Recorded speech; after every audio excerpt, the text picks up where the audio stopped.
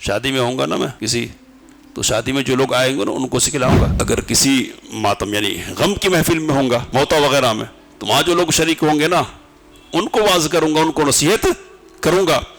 Train میں ہوں گا تو علمت المسافرین، مسافروں کو سمجھاؤں گا، سکھاؤں گا. قید خانے میں چلا گیا تو جو قیدی لوگ ہوں گے نا ان کی رہنمائی کا کام کروں گا.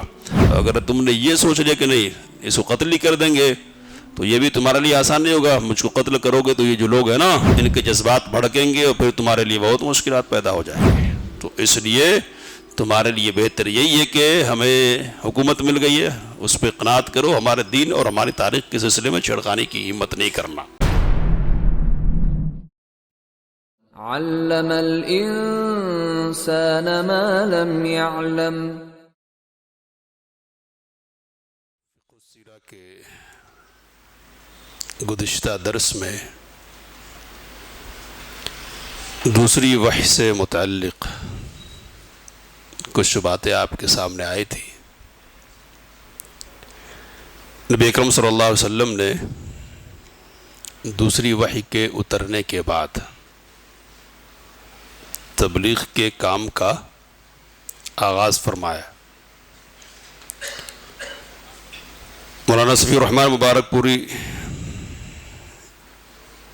رحمۃ اللہ علیہ لکھتے ہیں کہ چونکہ آپ کی قوم اکھڑ اور بت پرست تھی، باپ دادا سے جو کچھ ہوتا آیا تھا اسی کو حق سمجھتی تھی، اس میں اکڑ اور تکبر بھی بہت تھا. نیز وہ اپنے معاملات کے فیصلے تلوار سے کیا کرتی تھی، اس لیے اللہ نے آپ کے لیے یہ راستہ چنا کہ تبلیغ کا کام خاموشی اور رازداری سے کرے اور صرف اسی کو مخاطب کرے جو بھلا، حق پسند اور قابل اطمینان ہو، اور ان میں بھی سب سے پہلے اپنے گھر، کنبے، قبیلے اور دوستوں احباب کو دعوت دے. اس پروگرام کے مطابق نبی صلی اللہ علیہ وسلم نے دعوت و تبلیغ شروع کی تو کئی خوش قسمت لوگوں نے اسے لپک کر قبول کیا اور آپ پر ایمان لے آئے. اس سلسلے میں سب سے پہلا نام حضرت خدیجہ رضی اللہ تعالی عنہ کا ہے، ذکر ان کا ہو چکا ہے. آگے مولانا صفی الرحمن مبارک پوری رحمۃ اللہ علیہ لکھتے ہیں کہ ادھر ان آیات کے اترتے ہی نبی صلی اللہ علیہ وسلم اپنے جگری دوست ابو بکر رضی اللہ عنہ کے پاس گئے اور انہیں اپنی نبوت و رسالت سے آگاہ کرتے ہوئے ایمان لانے کی دعوت دی. انہوں نے بے کھٹک ایمان قبول کیا اور فوراً تصدیق کرتے ہوئے حق کی شہادت دی. چنانچہ وہ اس امت کے سب سے پہلے مومن ہیں. وہ آپ سے 2 سال چھوٹے تھے اور آپ کا کھلا چھپا سب کچھ جانتے تھے، لہذا ان کا ایمان لانا آپ صلی اللہ علیہ وسلم کی سچائی کا بہترین ثبوت ہے. پہل ایمان لانے والوں میں حضرت علی رضی اللہ عنہ بھی شامل ہیں. وہ نبی صلی اللہ علیہ وسلم کے زیر کفالت تھے، یعنی زیر پرورش، آپ ہی کے پاس رہتے تھے اور آپ ہی ان کے کھانے پینے کا بندوبست اور ان کی دیکھ بھال کرتے تھے، کیونکہ قریش قحط ساری سے دوچار تھے اور ابو طالب کے پاس مال کم اور اولاد زیادہ تھی. لہذا ان کے بیٹے جعفر کو حضرت عباس پال رہے تھے اور حضرت علی کو نبی صلی اللہ علیہ وسلم نے پالا تھا. وہ آپ کے بچوں کی طرح آپ کے یہاں رہتے تھے اور آغاز نبوت کے وقت بلوغت کے قریب پہنچ چکے تھے، اور ایک قول کے مطابق ابھی 10 سال کے تھے، یعنی نبوت کے موقع پر، ملنے کے موقع پر ان کی عمر 10 سال تھی. جو کچھ آپ صلی اللہ علیہ وسلم کرتے وہی وہ بھی کرتے تھے، یعنی آپ صلی اللہ علیہ وسلم کی پوری نقالی کرتے تھے. لہذا جب آپ نے ان کو اسلام کی دعوت دی تو وہ مسلمان ہو گئے اور وہ بچوں میں سب سے پہلے مومن تھے. اسی طرح پہلے پر ایمان لانے والوں میں رسول اللہ صلی اللہ علیہ وسلم کے آزاد کردہ غلام حضرت زید بن حارثہ بن شراحیل کلبی تھے۔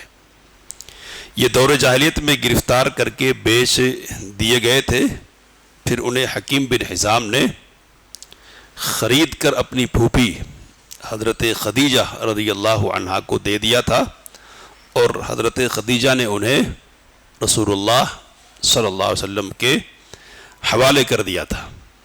جب ان کے والد اور چچا کو ان کی موجودگی کا علم ہوا کہ وہ مکے میں ہیں، تو وہ رسول اللہ صلی اللہ علیہ وسلم کے پاس حاضر ہوئے اور عرض کی کہ فدیہ لے کر چھوڑ دیں، یعنی مالی معاوضہ لے لیں جو لینا چاہیں اور بچے کو چھوڑ دیں، اور فدیہ لینے میں بھی احسان فرمائے، یعنی تخفیف کے ساتھ لیں، کم لیں۔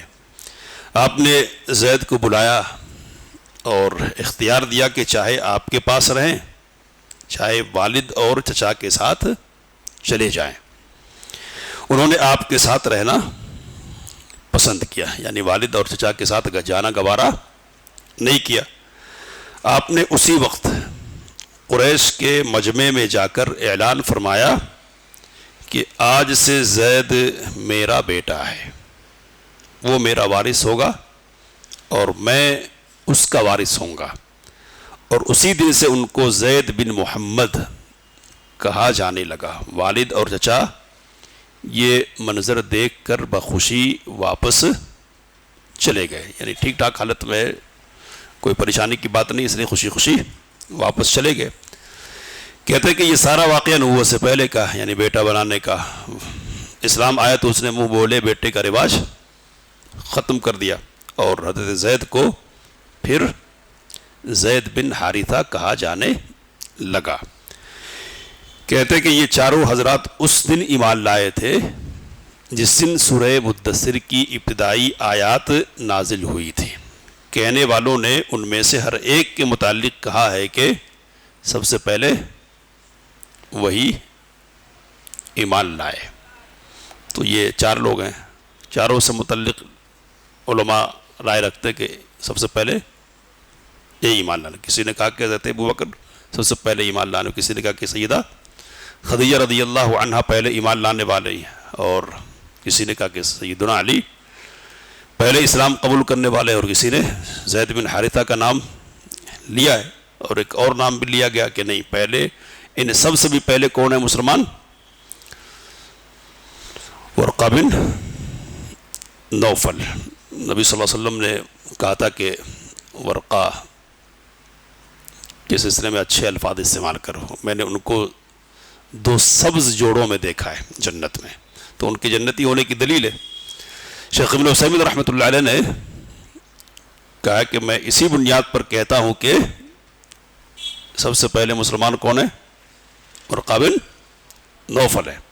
ممکن ہے، یعنی قطعی انداز میں یہ بات نہیں کی جا سکتی، لیکن بہرحال جنتی ہونے میں تو کوئی شک نہیں ہے، اور اس سلسلے کی کئی روایتیں نبی اکرم صلی اللہ علیہ وسلم سے ثابت ہیں۔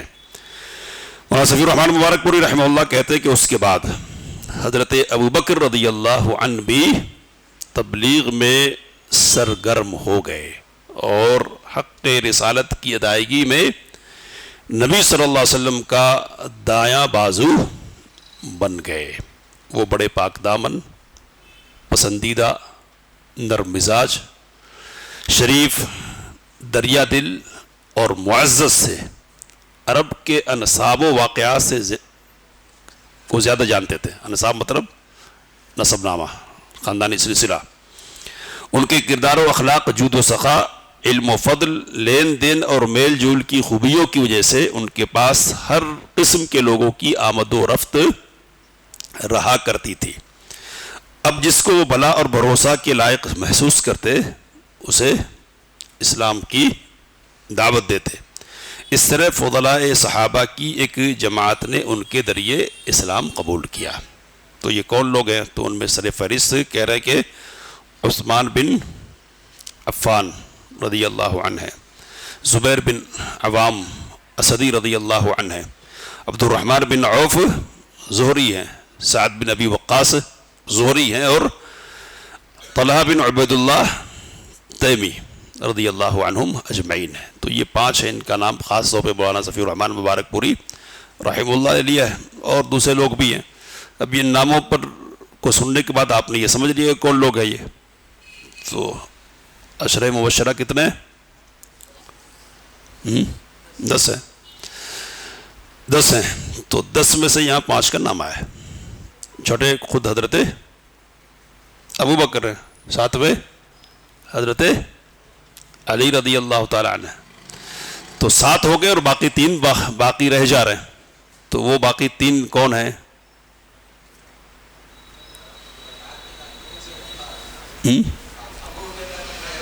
ہاں نہیں، آگے سعد بن ابی وقاص آگے۔ ہاں وہ ایسا آسان کرنے کے لیے کہہ سکتے کہ سالے اور بہنوئی، کیسے بات آئے گی انشاءاللہ۔ تو حضرت عمر اور حضرت سعید بن زید کون ہے آپس میں؟ سالے اور بہنوئی ہے نا۔ تو وہ ایک، اور حضرت ابو عبیدہ بھی، حضرت ابو عبیدہ بھی قریبی مدت میں ایمان لائے، لیکن بالکل شروع میں 5 عشرہ مبشرہ کو اسلام میں داخل کرنے کا سہرا کن کے سر ہے؟ حضرت ابو بکر صدیق رضی اللہ تعالیٰ عنہ کے سر۔ کہہ رہے کہ ان کے بعد مندرجہ لوگوں نے اسلام قبول کیا۔ تو کئی لوگوں کا نام لیا ہے یہاں۔ یہ کہتے کہ یہ سب لوگ قریشی تھے اور قریش کی مختلف شاخوں سے تعلق رکھتے تھے۔ اس ابتدائی دور میں قریش کے علاوہ دوسرے قبائل سے جو لوگ مسلمان ہوئے ان کے نام یہ عبداللہ بن مسعود حذلی، اور پھر عمار بن یاسر وغیرہ، صہیب رومی، بلال رضی اللہ تعالیٰ عنہ۔ کہہ رہے کہ اوپر ذکر کی گئی خواتین کے علاوہ جن عورتوں نے اسلام کی طرف سبقت کی ان کے نام یہ ہے: ام ایمن برکہ حبشیہ، ام ایمن کا نام برکہ ہے، حبش کی رہنے والی تھی، جو نبی صلی اللہ علیہ وسلم کو بچپن میں گود کھلایا کرتی تھی اور آپ کے والد کی لونڈی تھی۔ حضرت عباس رضی اللہ تعالیٰ عنہ کی بیوی ام الفضل، یہ بھی مسلمان ہوئی، اور اسماء بنت ابی بکر رضی اللہ عنہ، یہ بالکل شروع میں مسلمان ہونے والی خواتین ہیں۔ کہتے کہ یہ لوگ اور ان کے ساتھ مزید جو لوگ اسلام لائے انہیں سابقین اولین کہا جاتا ہے۔ کیا کہتے ہیں؟ سابقین اولین۔ سابق مطلب آگے نکلنے والا، اور اول مطلب اولی ہے، اور تو سابقین میں بھی پہلے اسلام قبول کرنے والوں میں آگے جو لوگ ہیں نا ان کو سابقین اولین کہتے ہیں۔ تلاش و جستجو سے معلوم ہوتا ہے کہ جن کو قدیم الاسلام یا سابقین اولین کہا گیا ہے ان کی تعداد تقریباً 130 تک پہنچتی ہے۔ کتنی؟ 130 تک۔ لیکن ان میں سے ہر ایک کے اسلام لانے کا وقت ٹھیک معلوم نہیں ہو سکا۔ غالباً اس میں ایسے صحابہ بھی ہیں جنہوں نے کلم کلا اسلام کی دعوت شروع ہونے کے بعد اسلام قبول کیا تھا۔ تو یہ آج سیرت کے حوالے سے باتیں تھیں، ہے نا۔ اب ان باتوں کی بنیاد پر 2 باتیں رکھ کر انشاءاللہ بات ختم کریں گے۔ پہلی بات یہ کہ ابتدائی طور پر جن لوگوں نے اسلام قبول کیا ہے بطور خاص نبی اکرم صلی اللہ علیہ وسلم کی دعوت پر لبیک کہا ہے، وہ کون لوگ ہیں؟ تو بالکل قریب ترین لوگ ہیں، قریب ترین لوگوں میں حضرت خدیجہ ہے۔ تو بیوی جتنا حال جانتی ہے کسی شخص کا کوئی اور تو نہیں جان سکتا نا، سب جانتی ہے۔ تو حضرت خدیجہ نے اسلام قبول کیا، پھر بیٹا ایک ہے، بیٹا ایک کی طرح ہے یعنی حضرت علی، اور دوسرا بھی بیٹے ہی کی طرح ہے، یعنی اس قدر شفقت کا معاملہ ہے کہ باپ اور چچا کے ساتھ جانے سے انکار کر دیا، زید ہیں۔ تو یہ بھی دونوں قریب ہیں، گھر کے لوگ ہیں۔ اور گھر سے باہر جو ہے وہ کون ہے؟ دوست ہیں جن کے ساتھ صبح و شام کا اٹھنا اور بیٹھنا ہے۔ تو یہ جو قریبی لوگ ہیں انہوں نے اسلام قبول کیا، پہلے ہی دن اسلام قبول کیا۔ ان کا اسلام قبول کرنا یہ زبردست دلیل ہے نبی اکرم صلی اللہ علیہ وسلم کے سچے اور حق پر ہونے کی، اس لیے کہ قریبی لوگ کمزوریوں سے واقف ہوتے ہیں اور اتنی جلدی بات ماننے کے لیے تیار نہیں ہوتے ہیں۔ یہ اور مسئلہ کہ تعصب ہوتا ہے اور بات ہے، لیکن یہ تعصب کی بنیاد پر نہیں بلکہ خوبیوں کی بنیاد پر۔ سیدہ خدیجہ رضی اللہ تعالیٰ عنہ نے پہلے کہا تھا کہ کلا واللہ لا یخزیک اللہ ابدا، ہرگز نہیں اللہ آپ کو رسوا نہیں کرے گا، اور نبی اکرم صلی اللہ علیہ وسلم کی پوری خوبیاں گنا دی تھی۔ حضرت ابو بکر بھی سب کچھ جانتے تھے آپ کے، پھر بھی ایمان قبول کیا آپ نے آگے بڑھ کر، تو اس کا مطلب یہ کہ اطمینان تھا پہلے سے آپ صلی اللہ علیہ وسلم کی صداقت پر اور آپ صلی اللہ علیہ وسلم کی حقانیت پر۔ تو یہ ایک بات ہو گئی۔ دوسری بات یہ ہے کہ حضرت ابو بکر صدیق رضی اللہ تعالی عنہ مسلمان ہوتے ہی داعی بن گئے۔ کیا بن گئے؟ داعی۔ داعی کا مطلب کیا ہوتا ہے؟ دعوت دینے والا۔ دعوت کی بات جب آتی ہے نا تو اب جو ذہن بن گیا ہے کیا ہے، تو ایک مخصوص قسم کا لباس ہوگا، حیت ہوگی، مائک ہوگا، مجمع ہوگا، یہ پورا ایک تصور بن گیا ہے نا۔ یہ ضروری ہے دعوت کے لیے، سمجھ رہے نا۔ حضرت ابو بکر صدیق رضی اللہ تعالیٰ عنہ ایسے داعی نہیں تھے، ایک موقع آیا کہ انہوں نے کھلم کھلا بات کی ہے۔ یہ جو دعوت تھی نا، کیسی دعوت تھی؟ تو یہ انفرادی دعوت تھی، اور کسی بھی دعوت کی ابتدا میں جو مؤثر طریقہ ہو سکتا ہے بہتر، وہ یہی ہے کہ انفرادی دعوت کا طریقہ اختیار کیا جائے۔ فائدہ کیا ہوتا ہے؟ اور انفرادی دعوت کے سلسلے میں بھی یہ بات ملحوظ رکھی جائے کہ جو سنجیدہ قسم کے لوگ ہوتے ہیں نا، سنجیدہ جن سے تعلقات ہیں، جن کو آپ پر اعتماد ہے، ان کو مخاطب کیا جائے۔ مخاطب، فائدہ کیا ہوتا ہے اس سے سنجیدہ لوگوں کو مخاطب کرنے کا؟ تو سنجیدہ لوگ قبول کر لیتے جلدی، حق کے متلاشی ہوتے ہیں پہلے ہی سے، وہ تو قبول کر لیتے۔ اگر پہلے ہی مرحلے میں دوسروں کو، غیر سنجیدہ لوگوں کو مدعو کریں گے، دعوت دیں گے نا، کیا کریں گے؟ وہ ماحول خراب کر دیں گے، ہے نا۔ اور پتہ چلا کہ سنجیدہ لوگ بھی آپ تک پہنچنے سے رہ گئے، تو سنجیدہ لوگوں تک بھی دعوت نہیں پہنچ پائے گی اور وہ بھی محروم ہو جائیں گے۔ تو اس لیے انفرادی دعوت کا طریقہ کیا ہے؟ ابتدائی مرحلے میں مؤثر ہے۔ حضرت ابو بکر صدیق رضی اللہ تعالی عنہ نے اس سلسلے میں اپنی شخصیت کا بھرپور استعمال کیا ہے۔ انفرادی دعوت کے لیے تام جھام کی ضرورت نہیں رہتی ہے، اور بہت زیادہ وسائل کی ضرورت نہیں ہے، سمجھ رہے؟ آدمی جہاں ہے وہاں داعی بن سکتا ہے، جہاں بھی گھر میں رہے داعی ہے، وہ باہر جائے بازار میں داعی ہے۔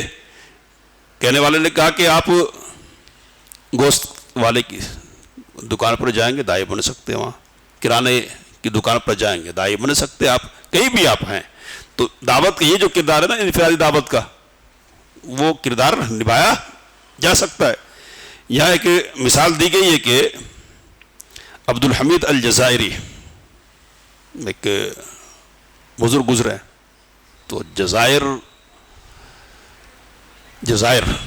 آج ہی میں نے پڑھا کہ امیر معاویہ رضی اللہ تعالی عنہ نے جزائر جب فتح ہوا تو وہاں انہوں نے خوشی میں ایک مسجد بنائی، تو اب بھی وہ مسجد معاویہ بن ابی سفیان کے نام سے موجود ہے۔ تو آج اس کی فوٹو دیکھی ہے میں نے، تو بہرحال یہ ایک مناسبت قائم ہے۔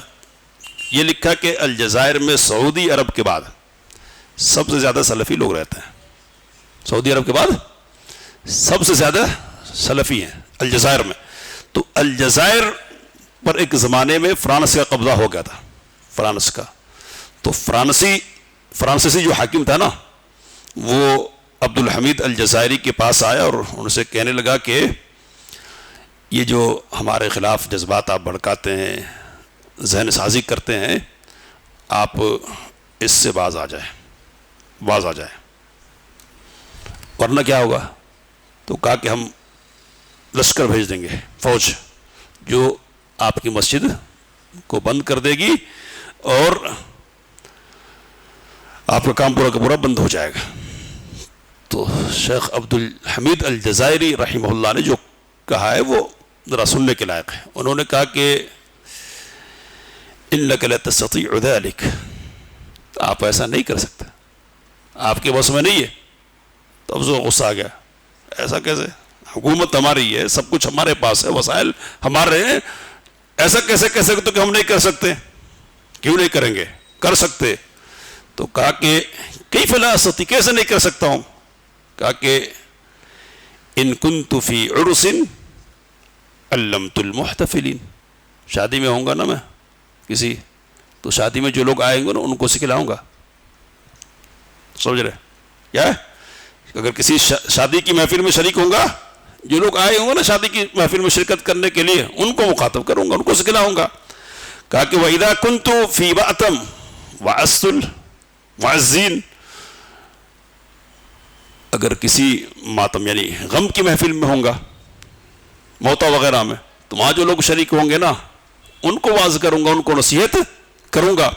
وَإِذَا جَلَسْتُ فِي قِطَارٍ، ٹرین میں ہوں گا تو علمت المسافرین، مسافروں کو سمجھاؤں گا، سکھاؤں گا. کہ وَإِن دَخَلْتُ السِّجْنَ أَرْشَدْتُ الْمَسْجُونِينَ، قید خانے میں چلا گیا تو جو قیدی لوگ ہوں گے نا ان کی رہنمائی کا کام کروں گا.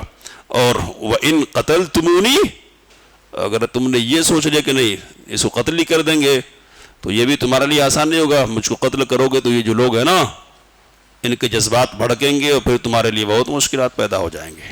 تو اس لیے تمہارے لیے بہتر یہی ہے کہ ہمیں حکومت مل گئی ہے، اس پہ قناعت کرو، ہمارے دین اور ہماری تاریخ کے سلسلے میں چھیڑخانی کی ہمت نہیں کرنا.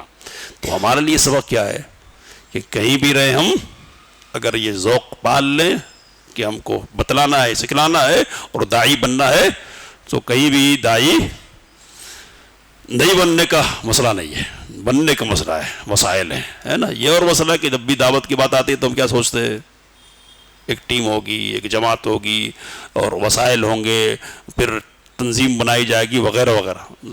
اکیلے بھی کام کیا جا سکتا ہے اگر آدمی کے اندر صلاحیت ہے اور وہ سوچ لے کہ میں یہ کام کروں گا. حضرت ابوبکر نے ایک جماعت کا کام کیا ہے، اور بڑے بڑے لوگ جو اسلام کے لیے بڑے کارآمد ثابت ہوئے نا، کون ہے وہ سارے کے سارے بعد میں، اب وہ کیا ہے، سعد بن ابی وقاص رضی اللہ تعالی عنہ اور دوسرے جو صحابہ ہیں سب بڑے لوگ تھے نا، ان کے ذریعے سے اسلام کو کتنا فائدہ پہنچا ہے.